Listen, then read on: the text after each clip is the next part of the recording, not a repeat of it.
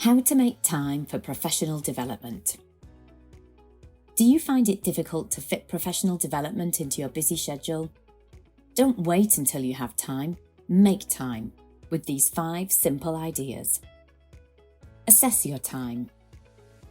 Think about the week ahead.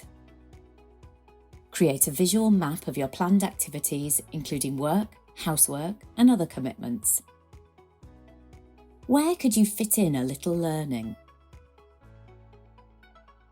Even 5 minutes a week can make a difference. Make learning a habit. Find an easy way to incorporate learning into your daily routine.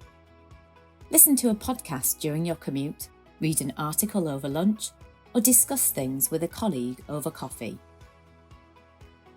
Prioritise. Identify your key teaching or learning objectives and determine which are urgent and important. Focus on learning activities that support these goals. Set time limits.